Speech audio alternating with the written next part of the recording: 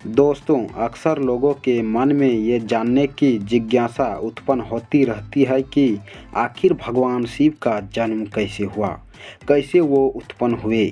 तो चलिए जानते हैं पुराणों में वर्णित भगवान शिव के जन्म से जुड़ी रहस्य। भगवान शिव के जन्म की एक पौराणिक कथा बहुत प्रचलित है। एक बार की बात है जब भगवान विष्णु और ब्रह्मा जी के बीच इस बात पर बहस छिड़ गई थी कि आखिर इस संसार में सबसे महान कौन है। और जब भगवान विष्णु और भगवान ब्रह्मा इस बात को लेकर बहस कर रहे थे, तभी एक खंभे के रूप में महादेव उनके बीच आ गए। वे दोनों इस रहस्य को समझ नहीं पाए और अचानक एक आवाज़ आई कि जो भी इस खंभे का छोर ढूंढ लेगा वही सबसे महान कहलाएगा।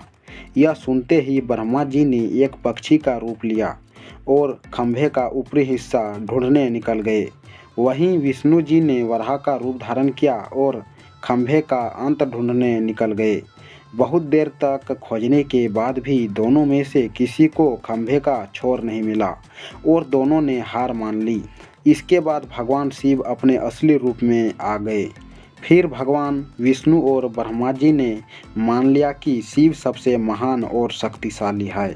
यह खंभा उनके न जन्म लेने और न मरने का प्रतीक है। इस कारण यह कहा जा सकता है कि भगवान शिव स्वयंभू है, यानी वह अमर है। कूर्म पुराण में शिव के जन्म से जुड़ी एक कथा मिलती है, जिसके अनुसार जब सृष्टि को उत्पन्न करने में ब्रह्मा जी को कठिनाई होने लगी तो वह रोने लगे। तब ब्रह्मा जी के आंसुओं से भूत प्रेतों का जन्म हुआ था और मुख से रुद्र यानी शिव का जन्म हुआ था। इसीलिए भूत प्रेतों को भोलेनाथ का सेवक माना जाता है। विष्णु पुराण में बताए गए हैं कि ब्रह्मा भगवान विष्णु के नाभि कमल से पैदा हुए, जबकि शिव भगवान विष्णु के माथे के तेज से उत्पन्न हुए बताए गए हैं। माथे के तेज से उत्पन्न होने के कारण ही शिव जी हमेशा योग मुद्रा में रहते हैं। विष्णु पुराण के अनुसार ब्रह्मा को एक बच्चे की जरूरत थी। उन्होंने इसके लिए तपस्या की। तपस्या करते समय अचानक उनकी गोद में रोते हुए बालक शिव प्रकट हुए। ब्रह्मा ने उस बच्चे से रोने का कारण पूछा तो बच्चे ने जवाब दिया कि उसका कोई नाम नहीं है, इसीलिए रो रहा है। तब ब्रह्मा ने उस बच्चे का नाम रुद्र रखा, जिसका अर्थ होता है रोने वाला। शिव तब भी चुप नहीं हुए, इसीलिए ब्रह्मा ने उसे दूसरा नाम दिया, पर शिव को नाम पसंद नहीं आया और वह रोना बंद नहीं किए। इस तरह शिव को चुप कराने के लिए ब्रह्मा ने 8 नाम दिए और शिव 8 नामों से जाने गए। शिव के इस प्रकार ब्रह्मा के पुत्र रूप में जन्म लेने के पीछे भी विष्णु पुराण की एक पौराणिक कथा है।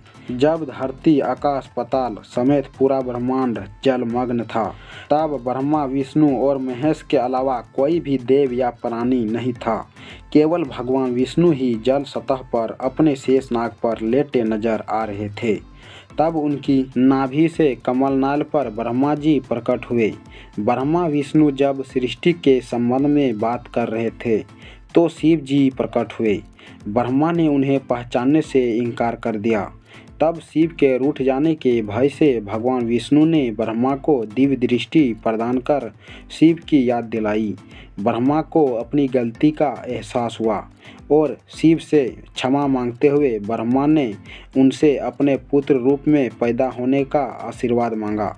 तब शिव ने ब्रह्मा की प्रार्थना स्वीकार करते हुए उन्हें यह आशीर्वाद प्रदान किया। जब ब्रह्मा ने सृष्टि की रचना शुरू की तो उन्हें एक बच्चे की ज़रूरत पड़ी। तब ब्रह्मा को भगवान शिव के आशीर्वाद का याद आया। इसके बाद ब्रह्मा ने तपस्या की और बालक शिव बच्चे के रूप में उनकी गोद में प्रकट हुए। दोस्तों, वीडियो अच्छी लगी हो तो वीडियो को एक लाइक कर देना और अभी तक चैनल को सब्सक्राइब नहीं किए हो तो सब्सक्राइब कर लेना।